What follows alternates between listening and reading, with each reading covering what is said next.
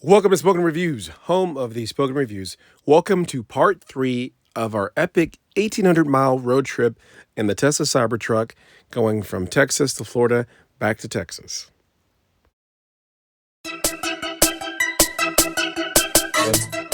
All right, guys, as you can see, we're going to be starting this 250, 260-mile road trip back from Houston to Fort Worth, leaving at about 73%.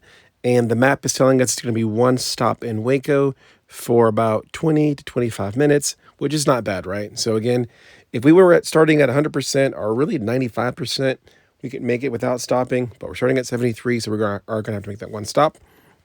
Again, this is just us getting out of Houston, coming off of 290, headed toward Highway 6 and College Station right here. Again, truck is driving great.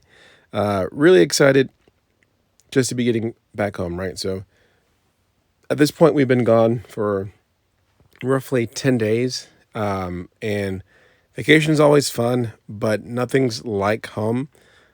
Just like Dorothy said, Wizard of Oz, no place like home, right? So super excited to get home. Really been enjoying the truck, and no better way than to learn a vehicle than to, put 3,000 miles in the first 3 weeks and do, a really big road trip like this, right? So this road trip has been pretty intense. Lots of drives, lots of long stretches, but the truck has performed phenomenal. Really got a chance to really, learn the truck, learn the blind spots, learn the pickup, learn the speed, learn how it operates in rain, a lot of different environments, right? So it's like a crash course in really learning a vehicle. It's the first road trip. Here we're 91 miles in. So still going pretty good. Getting close to College Station and then going through College Station, of course. Always good to go through there. You have to be careful, though, on game days. So Saturdays, when there's a home game, huge fan base, can definitely bring a lot of traffic. Also, they do have a small supercharger there, but it's only like 8 stalls. I don't know why they don't have a bigger one. 8 stalls seems to be very small for a city that's growing like College Station. It should probably be like at least, 12 to 16 stalls, but neither here nor there. Happy they have that stop, right? So if we ever have to, stop, we can stop in College Station, but typically we make our way through without stopping. Again, the Autopilot is really, it's like it tells you stories. One, it's really good and it's really refreshing. 2, you start learning some different nuances to the Autopilot. Like if you set a speed, it won't maintain the speed. It keeps dropping. So if you're like, hey, I want to go 80, you get it to 80, it'll drop to like 77. Hey, I want to go 75, you're going 71, right? So it's like you're always having to like throttle above. And if you're ever in a situation where you're in Autopilot and you go above 85, you'll get kicked out first of the drive.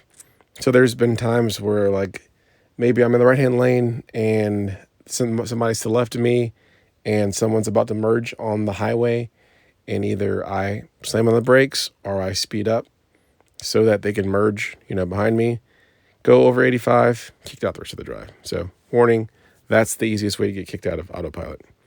Again, drive's going really good, really solid. At this time, I'm also checking Waco and how many open stalls. So I think there's like 28 or 30 total. But Fridays and Saturdays get a little crazy in Texas, right? So the Waco is like the middle of Texas. Everybody that's going from Austin to Dallas or Fort Worth stops there, right? Now they've made some additional stops a little bit further past, but if you hit the Waco chargers the wrong time, you'll end up having to wait, 10 or 15 minutes. So here, 166 miles, just got to Waco, which is good. Didn't have to wait. It opened up, right? So by the time we got there were 8 open ones, but at certain points there was down to 0 or 2 open, right? So let's see the charging speeds, pulling 113, 122. So doing pretty good, 132, 142. And again, looking to get to 250, right? I know I'm not going to hold it, But starting at a low battery like this, I think we were down to like 8%. You can get up there, right? Just hit 200, 212, 218, 222. There it is. That's what we like to see. 233. And 249. All right. So that's what we peaked at, 249. I look forward to the days where the version 4s are really pulling 350 and we pull out and it's, we're like, oh yeah, we're going to have 350 kilowatts for, it'd be lovely if we can keep that like a quarter of the pack.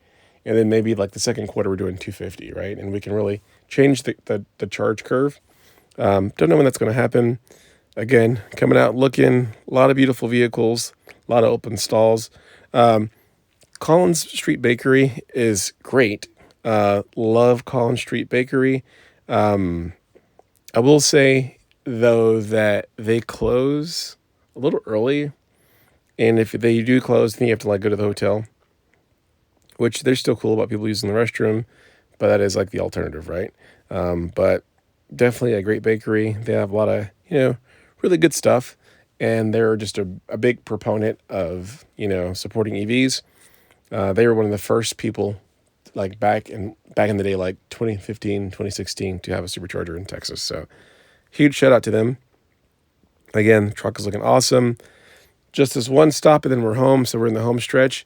Now from basically we have about another 100 miles left to go, right? So Waco to home, which is north of DFW, about 100 miles.